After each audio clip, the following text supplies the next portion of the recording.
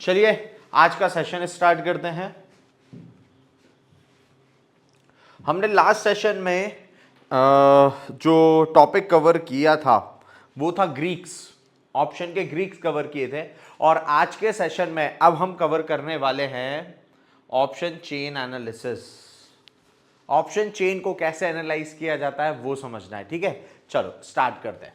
देखिए option chain analysis जो है, ऑप्शन चेन एनालिसिस, जब भी आप किसी भी दुनिया की कोई भी ऑप्शन चेन देखेंगे तो आप देखेंगे वहां पर एक कॉलम होता है ओपन इंटरेस्ट का।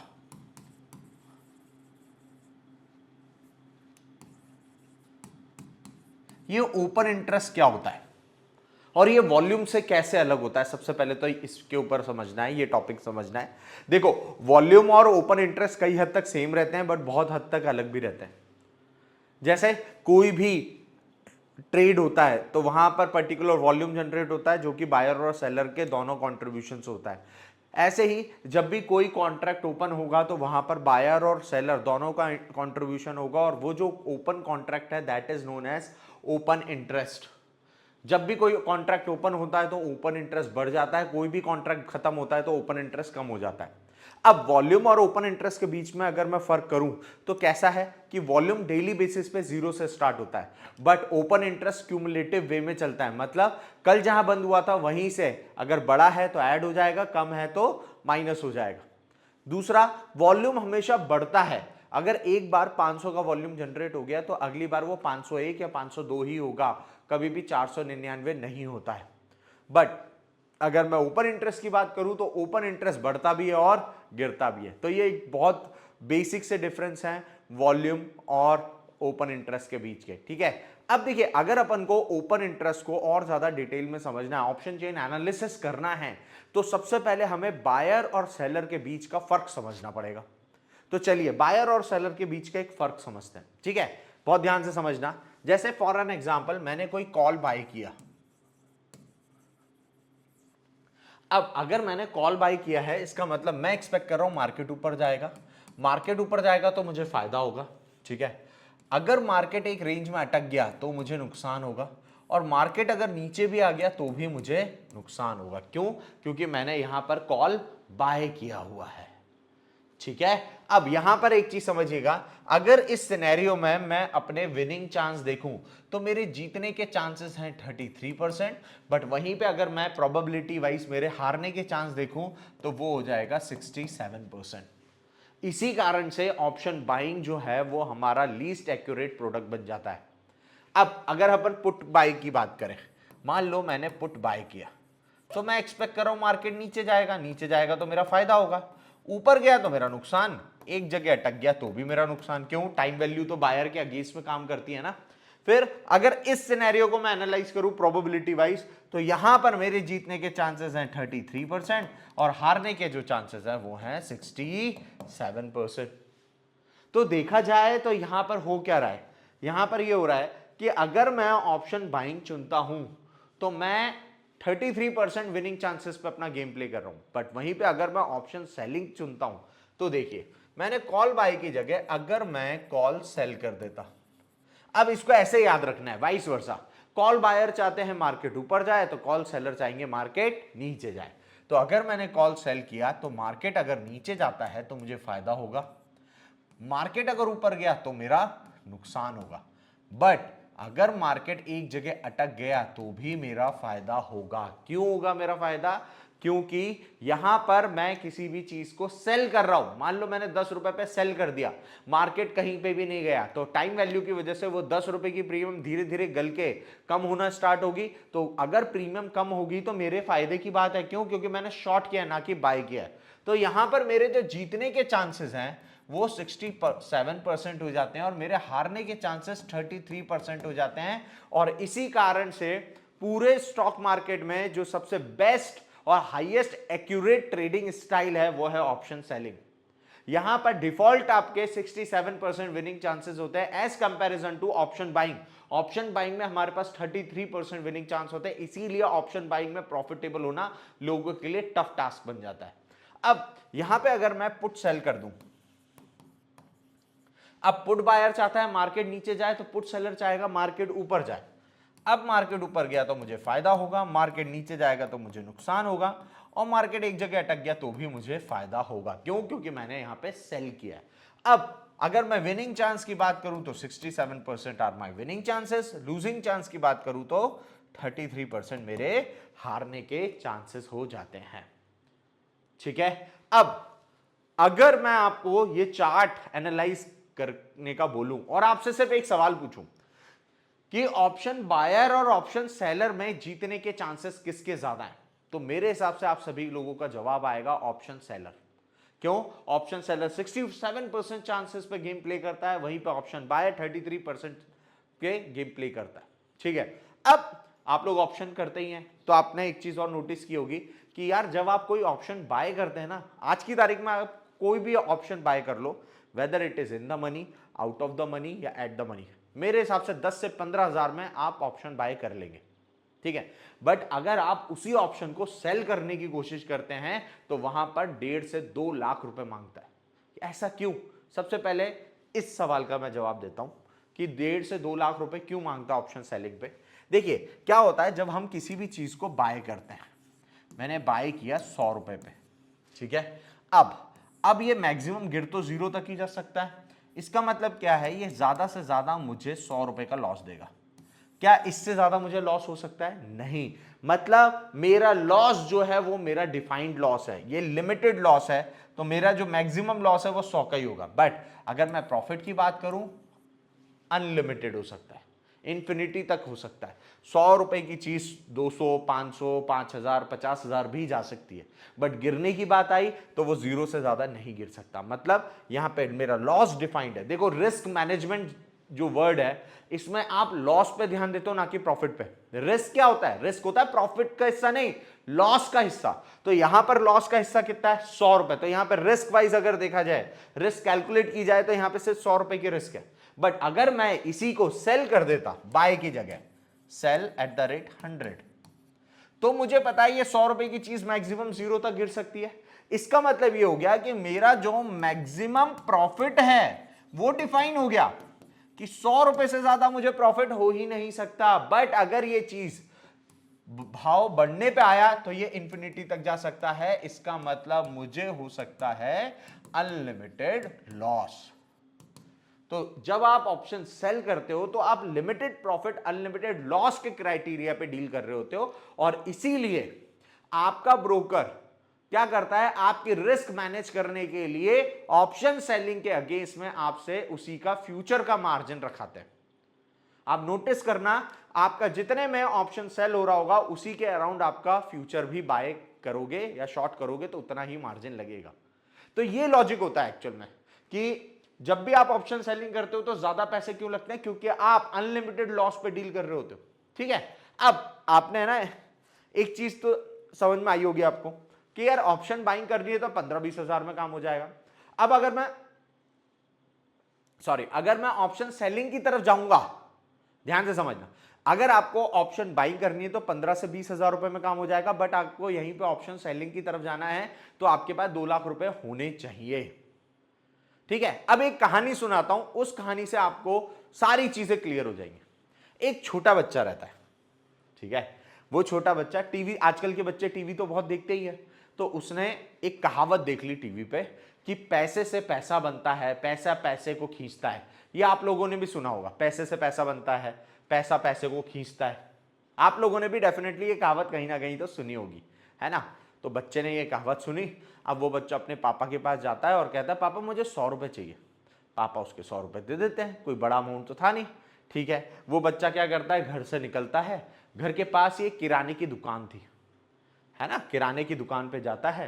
किराने की दुकान का जो गल्ला होता है, काउंटर होता है जहां पे वो पैसे रखते हैं, उस गल्ले पे अपने 100 रुपए रख के किराने की दुकान के मालिक से बोलता है लाओ भैया आपके सारे पैसे गल्ले के मुझे दे दो। अब किराने का दुकान का जो मालिक है वो बनिया, वो थोड़ा सा वो हो गया, यार ये क्या कर रहे हो बेटा। तो फिर उसने पूछ ही लिया, बेटा ये कर क्या रहे हो आप, है ना। तो वो जो बच्चा है वो बोलता है कि मैंने आज कहावत सीखी है, मैंने आज सीखा है कि पैसे पैसे को खींचता है, पैसे से पैसा बनता है। तो मेरे जो पैसे हैं वो आपके गल्ले के पैसे को खींच रहे हैं। तो बनिए का दिमाग तो चली जाता है, वो हंसता है, अरे यार ठीक है। तो वो क्या करता है, अपना गल्ला खोलता है, उसके 100 रुपए अपने गल्ले के अंदर डालता है और गल्ला बंद कर देता है। अब बच्चा शॉक हो जाता है, शॉक में चले जाता है कि ये क्या किया। तो बनिया उस बच्चे को बात बताता है, एक चीज सिखाता है, क्या कि बेटा आपने जो कहावत सुनी है ना वो आधी अधूरी कहावत है। कहावत ये तो है कि पैसे से पैसा बनता है, पैसे पैसे को खींचता है, बट एक्चुअल में कहावत यह है कि हमेशा बड़ा पैसा छोटे पैसे को खींचता है, कभी भी छोटा पैसा बड़े पैसे को नहीं खींचता है। अब मेरा जो सवाल है आपसे वो ये है कि बायर और सेलर में किसके पास मोटा पैसा है, बायर की सेलर? सेलर। अगर मैं एक्यूरेसी की बात करूं तो बायर के जीतने के चांसेस ज्यादा हैं कि सेलर के जीतने के चांसेस ज्यादा हैं? सेलर के। तो अगर पैसा ज्यादा सेलर के पास है, जीतने के चांसेस जो हैं वो सेलर के पास है, तो बस का ड्राइवर कौन हुआ, बायर की सेलर? सेलर। इन्हीं दो कारणों से हम जब भी ऑप्शन चेन का एनालिसिस करते हैं ना, तो वहां पर जब भी हम ओपन इंटरेस्ट का एनालिसिस करेंगे तो हम उस ओपन इंटरेस्ट को सेलर के नजरिए से रीड करते हैं, ना कि बायर के। देखो लॉजिकली तो मैं इस चीज को प्रूफ नहीं कर पाऊंगा, क्योंकि कोई भी जब ओपन इंटरेस्ट जनरेट होता है ना तो उसके पीछे बायर और सेलर दोनों का कंट्रीब्यूशन होता है। एग्जैक्टली लाइक अ वॉल्यूम, जब भी कोई वॉल्यूम जनरेट होता है तो बायर और सेलर दोनों का कंट्रीब्यूशन होता है, वैसे ही ओपन इंटरेस्ट के पीछे भी एक बायर और सेलर का ही कंट्रीब्यूशन होता है। But due to these two logics कि जीतने के चांसेस सेलर के हैं, मोटा पैसा सेलर के पास है, इन्हीं दो लॉजिक के कारण जब भी हम ऑप्शन चेन का एनालिसिस करते हैं तब हम जो भी ओपन इंटरेस्ट होता है उसको सेलर के नजरिए से रीड करते हैं। ठीक है, चलिए अब ऑप्शन चेन पे जाने से पहले मैं आपको ऑप्शन चेन का एनालिसिस करने का तरीका और बता देता हूं। देखिए क्या होता है, दुनिया की अपन कोई भी ऑप्शन चेन खोल लें, बीच में हमेशा स्ट्राइक प्राइस होती है, लेफ्ट हैंड साइड पे कॉल का डेटा रहता है और राइट हैंड साइड पे पुट का डेटा रहता है। ठीक है, एक रफली अपन एक ऑप्शन चेन बना लेते हैं। ठीक है, अब ध्यान दीजिएगा, ये एट द मनी की स्ट्राइक प्राइस रहेगी, जो भी स्ट्राइक प्राइस है। मैं एक स्ट्रक्चर बना रहा हूं, इससे आप दुनिया की कोई भी ऑप्शन चेन को रीड करना सीख जाएंगे। एक एट द मनी की स्ट्राइक प्राइस है, ठीक है। अब कॉल की साइड ये वाला सेक्शन हो जाता है इन द मनी और ये वाला हो जाता है out of the money. Put में ये वाला जो सेक्शन है ये हो जाता है आउट ऑफ द मनी और ये वाला जो हो जाता है इन द मनी। ठीक है, अब आपको करना क्या है, जब आप ऑप्शन चेन पे जाएंगे ना तो आपको out of the money call और out of the money put में देखना है, ना कि in the money at the money. मैं क्या बोल रहा हूं, out of the money section में जाना है और आपको एक ऐसी स्ट्राइक प्राइस ढूंढनी है जहां पर सबसे ज्यादा ओपन इंटरेस्ट दिखेगा। क्या करना है, ध्यान से समझिएगा, आउट ऑफ द मनी में के सेक्शन में जाना है, यहां पर आपको हाईएस्ट ओपन इंटरेस्ट देखना है। ठीक है, जहां पर भी हाईएस्ट ओपन इंटरेस्ट होगा वो स्ट्राइक प्राइस जो है वो आपके लिए कैसे काम करेगी, एज अ रेजिस्टेंस काम करेगी। इसके पीछे का लॉजिक अभी और क्लियर कर दूंगा। ठीक है, इधर पुट से आपको आउट ऑफ द मनी से क्या ढूंढना है, वापस से यहां पे भी सेम प्रोसेस होगा, हाईएस्ट ओपन इंटरेस्ट, और जहां जिस भी स्ट्राइक प्राइस पे हाईएस्ट ओपन इंटरेस्ट होगा वो कैसे काम करेगी, एज अ सपोर्ट काम करेगी। ठीक है, अब एक चीज समझो, देखो क्या होता है भाई, कॉल बायर क्या चाहते हैं, कहां जाएगा मार्केट, ऊपर। इसके अगेंस्ट में अगर कॉल सेलर है तो वो क्या चाहते हैं, मार्केट कहां जाए, नीचे जाए। ठीक है, पुट बायर क्या चाहता है, मार्केट कहां जाए, नीचे।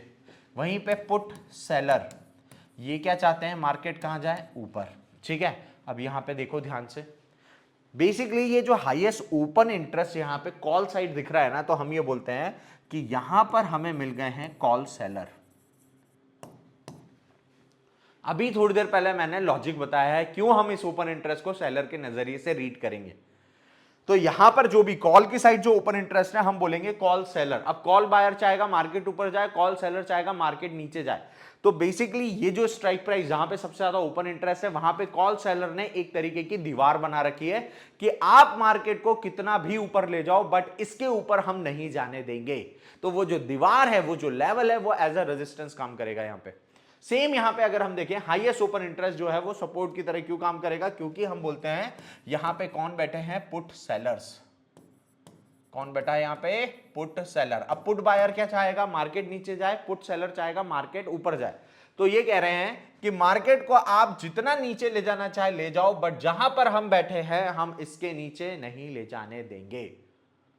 ठीक है, तो इस तरीके से आपके चार्ट पर आप सपोर्ट और रेजिस्टेंस निकाल के लगा सकते हो, किसके थ्रू, ऑप्शन चेन के थ्रू। चलो अब इसको थोड़ा सा प्रैक्टिकल करते हैं, समझिएगा। मैं गया एनएससी की ऑप्शन चेन पे यहां पे, ठीक है, ये एनएससी की ऑप्शन चेन अपन ने ऊपर कर लिए, ठीक है। अब इस एनएससी की ऑप्शन चेन पे हम क्या करते हैं, थोड़ा सा नीचे जाके ये एट द मनी के पास आ गए, ठीक है।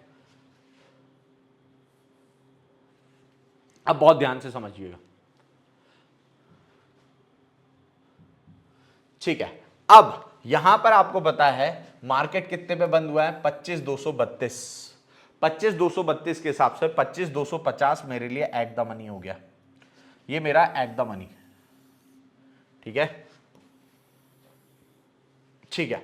कॉल का साइड ये है, पुट का साइड ये है। अगर कॉल के आउट ऑफ द मनी की बात करूं तो ये कॉल का पूरा out of the money section है, ये पुट का out of the money section है, ठीक है। हमें क्या करना है, कॉल की साइड पे हाईएस्ट ओपन इंटरेस्ट देखना है।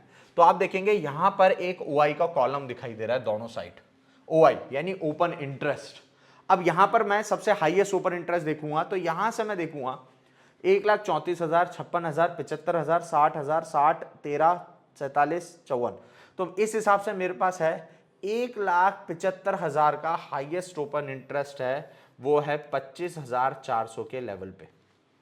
किसके लेवल पे मेरे को हाईएस्ट ओपन इंटरेस्ट मिल रहा है, 25,400 के लेवल पे मुझे हाईएस्ट ओपन इंटरेस्ट मिला है 1,75,000 का। अब मैं ये बोलूंगा ये जो लेवल है यहां पर 1,75,000 कॉन्ट्रैक्ट जो है वो शॉर्ट कर रखे हैं कॉल सेलर्स ने, ठीक है। सेम इधर मैं वही चीज रिपीट करूंगा, यहां पे आप देखेंगे बहुत ही पास में 2,74,000 के पुट सेलर बैठे हैं, ठीक है। कितने पे, 25,200 पे। तो 25,200 और 25,400 ये दो लेवल निकल के आ रहे हैं ऑप्शन चेन से, जहां पे सबसे ज्यादा बड़ी पोजीशन देखने को मिल रही है, ठीक है। अब करना क्या है, आपको अपने चार्ट पर जाना होगा, ठीक है। जो भी निफ्टी का एनालिसिस है तो आप निफ्टी के चार्ट पर जाएंगे और आप करेंगे क्या वो समझिएगा। आप ये जो दो लेवल है ना चार्ट पर, आपको इन दो लेवलों को मार्क करना होता है। जैसे एक लेवल निकल के आया 25,200 का, जो कि हम बोलते हैं पुट सेलर है। पुट बायर चाहता है मार्केट नीचे जाए, पुट सेलर चाहता है मार्केट इसके ऊपर रहे, ठीक है।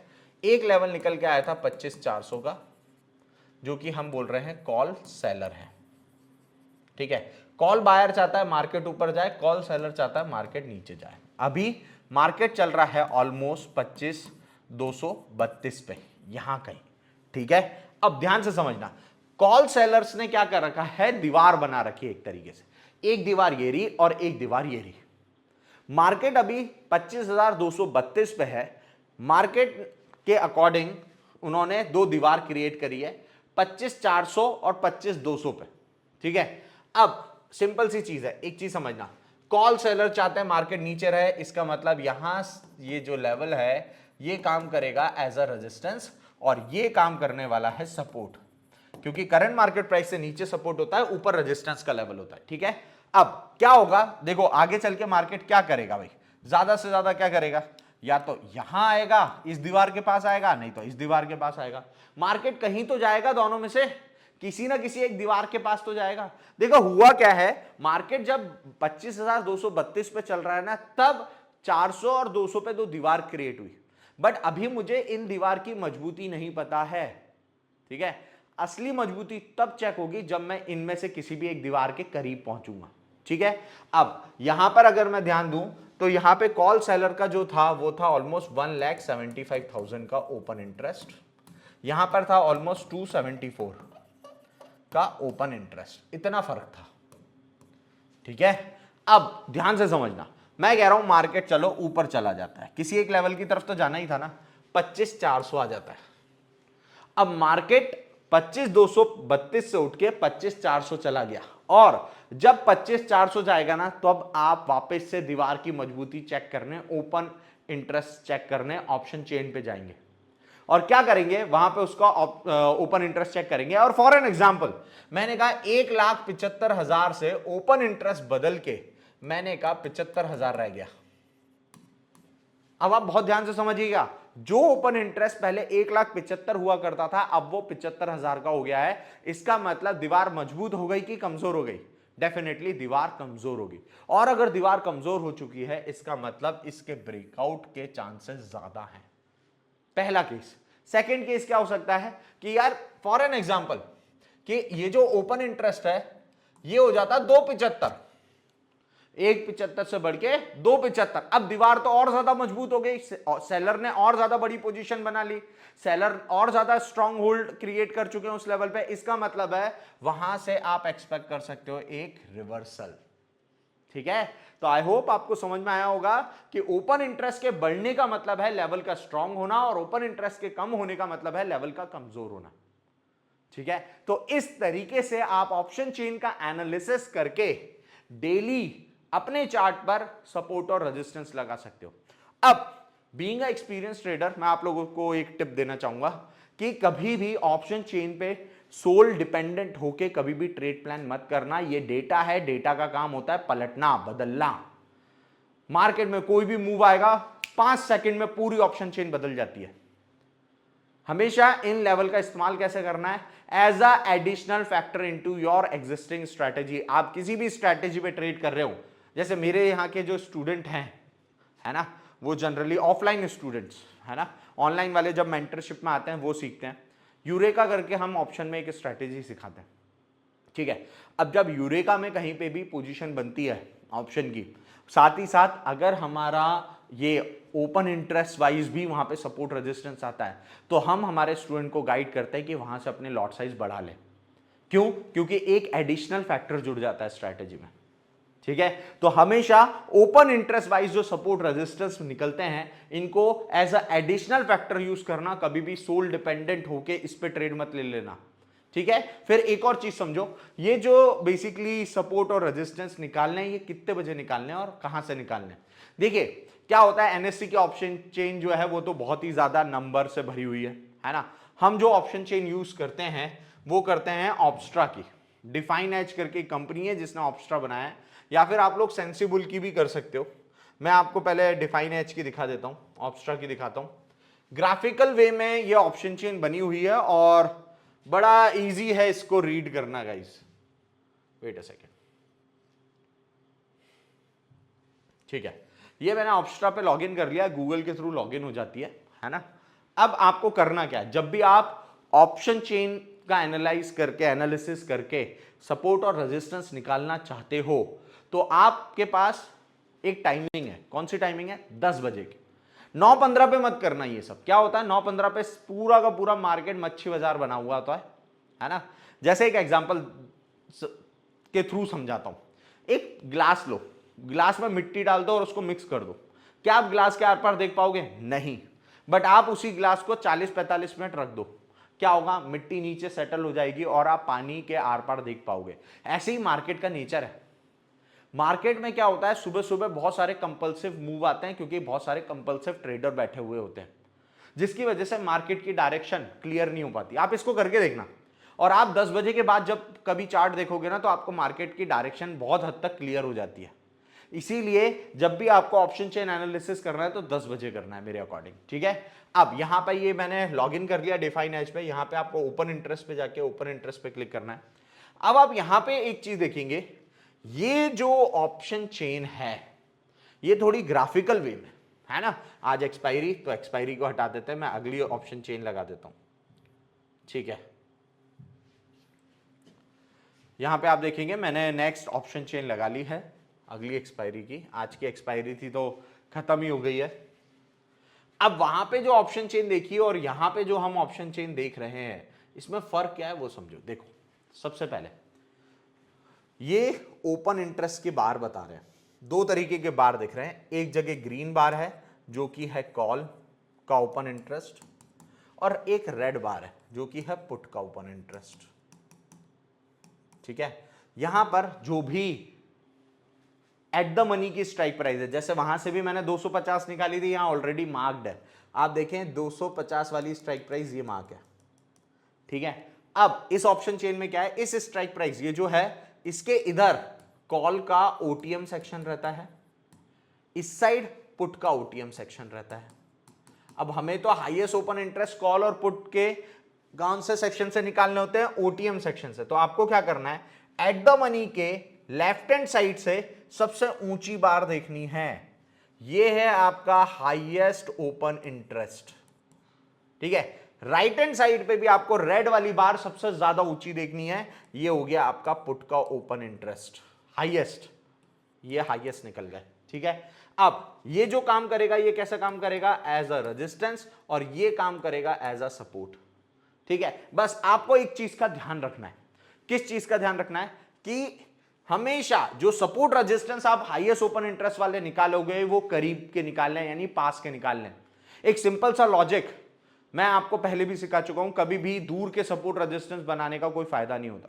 हमेशा जो भी सपोर्ट रेजिस्टेंस बनाने हैं वो पास के बनाने हैं, ताकि हमें जल्दी से जल्दी अपॉर्चुनिटी मिल सके ट्रेड करने की। ठीक है, तो ये हो गया एक ओपन इंटरेस्ट, ये हो गया हाईएस्ट, दूसरा ओपन इंटरेस्ट, ये हो गया कॉल, ये हो गया पुट, मतलब कॉल सेलर पुट सेलर, ये हो गया रेजिस्टेंस और ये हो गया सपोर्ट। ठीक है, तो इस तरीके से आप ये वाली ऑप्शन चेन एनालाइज कर सकते हैं। अब आपको करना क्या है, रोज सुबह 10 बजे यहां से आपको सपोर्ट रेजिस्टेंस निकालना है, फिर हर एक घंटे में आपको वापस आके इनको चेक करना है। क्या होगा, एक घंटे बाद जब आप आओगे ना, तो बहुत सारी बार जो बढ़ गई होंगी और जो कम हो चुकी होंगी वो दिखाई देगा। कैसे दिखाई देगा, जब भी आप इसको विजिट करो, इस वेबसाइट को, इसका एक फोटो ले लें, मोबाइल में एक फोटो ले लें। ठीक है, फिर एक घंटे बाद उस फोटो और जो भी लाइव सिनेरियो है उसको कंपेयर करें। आप देखोगे बहुत सारी बार आपको ऊपर नीचे होती हुई दिख जाएगी। अगर कहीं पे बार बढ़ रही है मतलब वो दीवार मजबूत हो रही है, यानी ऑप्शन सेलर अपनी पोजीशन को स्विच करके वहां पे बना रहे हैं, दीवार शिफ्ट कर रहे हैं। अगर कहीं से ओपन इंटरेस्ट कम हो रहा है मतलब वो दीवार कमजोर होती हुई दिखाई देगी। ठीक है, तो ये चीज आप लोग कर सकते हो।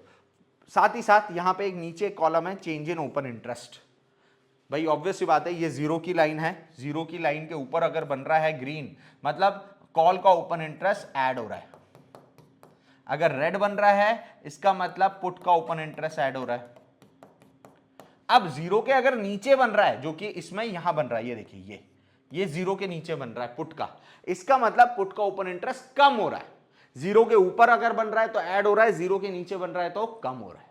ठीक है, तो ऑप्शन चेन आप ऑप्स्ट्रा पे भी एनालाइज कर सकते हो। मेरे हिसाब से ये जो ऑप्शन चेन है ये ज्यादा आसान है एज कंपैरिजन टू एनएससी या सेंसिबल की भी आप लोग यूज कर सकते हो। ठीक है, अब यार बीइंग अ ऑप्शन बायर आप लोगों के दिमाग में कभी तो आता है यार कि काश ऐसा कुछ मिल जाए जिससे हमें यह समझ में आ जाए कि आज का मार्केट साइडवेज रहने वाला है। क्योंकि बीइंग अ ऑप्शन बायर हमें सबसे ज्यादा डर लगता है साइडवेज मार्केट से, वहीं पे बीइंग अ ऑप्शन सेलर हमें सबसे ज्यादा डर लगता है ट्रेंडी मार्केट से। तो अभी हम ऑप्शन बाइंग की बात करें तो बीइंग अ ऑप्शन बायर हमें डर लगता है साइडवेज मार्केट से। तो क्या हमारी ऑप्शन चेन ऐसा कुछ सिग्नल दे सकती है जिससे हमें समझ में आए कि आज का मार्केट साइडवेज रह सकता है? जी हां, बिल्कुल दे सकती है। और वो सिग्नल क्या होता है, देखो एक चीज समझना, ऑप्शन सेलर क्या करते हैं, सेफर साइड के लिए दूर के प्रीमियम को शॉर्ट करते हैं। क्या करते हैं, दूर के प्रीमियम को शॉर्ट करते हैं सेफर साइड के लिए। ठीक है, बट कभी कभी ऐसा होता है कि ऑप्शन सेलर इतने कॉन्फिडेंट हो जाते हैं कि ज्यादा पैसे कमाने के चक्कर में पास की प्रीमियम को शॉर्ट करना चालू कर देते हैं। अब आप खुद ही सोचिए, पास की स्ट्राइक प्राइस का प्रीमियम ज्यादा होता है, दूर की स्ट्राइक प्राइस का प्रीमियम कम होता चला जाता है। तो अगर उन्हें लगता है, उनको डर रहता है कि मार्केट में कभी भी वॉलेटिलिटी बढ़ जाएगी, मार्केट में कभी भी बड़े मूव आ सकते हैं, तो वो लोग सेफर साइड दूर के ऑप्शन शॉर्ट करते हैं।